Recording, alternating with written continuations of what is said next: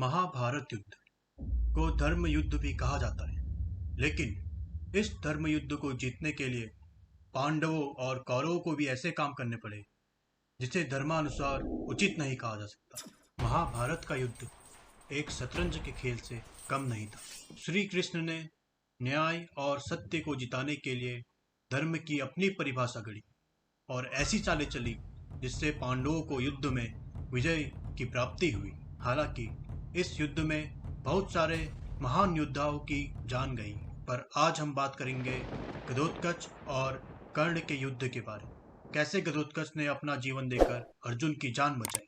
ये है mystery island और इस चैनल को सब्सक्राइब करें और बेल आइकन पे जरूर दबाएं। तो आइए चलते हैं वो कुरुक्षेत्र के युद्ध की ओर। घटोत्कच भीम और हिंडिबा का पुत्र था और बहुत ही बलशाली और मायावी था। महाभारत के प्रमुख पात्रों में से एक था। मायावी होने की वजह से वो कुछ दिन में ही बहुत विशाल हो गया था और हाथी जैसा बन गया था। उसके सर पर कोई बाल नहीं थे, इसी वजह से उसका नाम घटोत्कच पड़ा।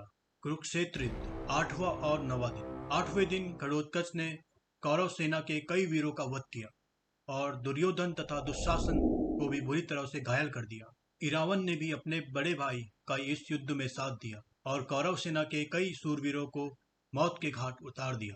अंत में दुर्योधन ने अपने एक असुर मित्र अलम्बुस को बुलाकर इरावन को उसके हाथों मरवा डाला। अपने छोटे भाई की मृत्यु से दुखी और क्रोधित होकर घटोत्कच ने अलाबुस का वध करने की प्रतीक्षा ली। 9वें दिन अलम्बुस और घटोत्कच में बहुत ही भयानक युद्ध हुआ। वो युद्ध बहुत देर तक चलता रहा। अलाबुस भी मायावी था। दोनों ही एक दूसरे के प्रहारों को अपनी शक्तियों से काटते चले गए, पर अंत में घटोत्कच के हाथों अलम्बुस मारा गया। जब अलम्बुस मारा गया तो उसके अगले दिन यानी कि 10वें दिन घटोत्कच का युद्ध पितामह भीष्म के साथ हुआ। भीष्म ने घटोत्कच का वध तो नहीं किया, लेकिन उस पर कई बार छोड़े, जिससे घटोत्कच तो यूं ही निकल गया। भीष्म ने हार मानते हुए अपना रथ अर्जुन की ओर कर लिया और उसके ही अगले दिन यानी कि 11वें दिन घटोत्कच ने कई मायावी विद्याओं का प्रयोग करते हुए कौरव सेना के छक्के छुड़ा दिए और उसी दिन अलायुध का वध कर दिया, जो अलम्बुस का छोटा भाई था। घटोत्कच का प्रकोप यहीं रुका नहीं। उसके 12वें और 13वें दिन घटोत्कच ने कौरव सेना में तहलका मचा दिया। उस समय अभिमन्यु के साथ उसने कई वीरों का वध किया। 13वें दिन अभिमन्यु के मर जाने के बाद घटोत्कच बहुत ही क्रोधित हो गया और उसने दुर्योधन के पुत्र लक्ष्मण कुमार का वध करने की प्रतीक्षा की। घटोत्कच और लक्ष्मण कुमार में बहुत ही भयंकर युद्ध हुआ। इतने में ही घटोत्कच ने लक्ष्मण कुमार का भी वध कर दिया। महाभारत का 14वां दिन। अर्जुन जयद्रथ को मारकर अपनी प्रतीक्षा पूरी कर चुका था। कुछ ही देर में एक पहाड़ नुमा बहुत ही विशालकाय हाथी जैसा राक्षस युद्ध भूमि में आया। यह कुंती का पौत्र और भीम हिडिंबा पुत्र घटोत्कच था। उसने आते ही कौरवों की सेना को तहस नहस करना शुरू कर दिया। उसके विशालकाय शरीर के सामने कौरवों की सेना चींटी जैसे प्रतीत हो रही थी।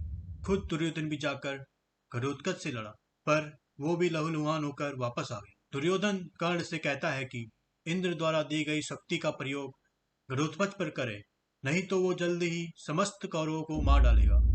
लेकिन कर्ण में यह शक्ति अर्जुन के लिए बचा कर रखी थी और उसने मना कर दिया। फिर सभी के बार बार कहने पर वह मजबूर हो गया और साथ ही में दूसरी तरफ श्री कृष्ण ने भी घटोत्कच को बोला कि वो जाके कर्ण से लड़े। घटोत्कच और कर्ण दोनों ही पराक्रमी योद्धा थे, इसलिए वे एक दूसरे के प्रहारों को अपनी शक्तियों से काटने लगे।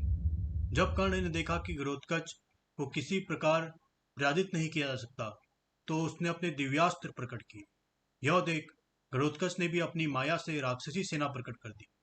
कर्ण ने अपने शस्त्रों से उसका भी अंत कर दिया और इधर घटोत्कच कौरवों की सेना का भी संहार करने लगा। घटोत्कच के हाथों अपनी सेना का संहार देखकर सभी कौरवों ने कर्ण से कहा कि तुम इंद्र की दी गई शक्ति से अभी इस राक्षस का अंत कर दो, नहीं तो आज ये कौरव सेना को समाप्त कर देगा। कर्ण ने घटोत्कच पर श्रेष्ठ एवं असह्या विजयंती नामक शक्ति घटोत्कच पर चला दी। शक्ति के चलते ही आंधी तूफान आने लगा। आकाश में सभी प्राणी घबरा कर इधर उधर भागने लगे। चारों तरफ घनघोर अंधेरा छा गया। अंधेरा छा जाने और मायावी वातावरण होने से घटोत्कच के अंदर राक्षसी गुण और प्रबल होने लगे। वह और ज्यादा विशालकाय हो गया, लेकिन इंद्र के कहे अनुसार यह शक्ति खाली नहीं जाने वाली थी। यह शक्ति एक भयंकर गर्जना के साथ घटोत्कच के छाती को चीरते हुए चली गई और आकाश में विलीन हो गई। घटोत्कच का जब इतना विशालकाय शरीर धरती पर गिरा तो उसने कौरवों की एक बहुत बड़ी सेना को अपने नीचे कुचल दिया था। पांडवों में शोक का वातावरण था, लेकिन श्री कृष्ण प्रसन्न थे। आज अगर कर्ण इसको न मारता तो इसका वध मुझे करना पड़ता। तब श्री कृष्ण अर्जुन को बताते हैं कि अगर कर्ण इसको नहीं मारता तो इसका वध मुझे खुद करना पड़ता। अर्जुन की जान बची, पर घटोत्कच वीर गति को प्राप्त हुआ। तो दोस्तों, कैसी लगी आपको ये वीडियो? आगे ऐसी और वीडियोस देखने के लिए हमारे चैनल को सब्सक्राइब करें और लाइक और शेयर करें। धन्यवाद।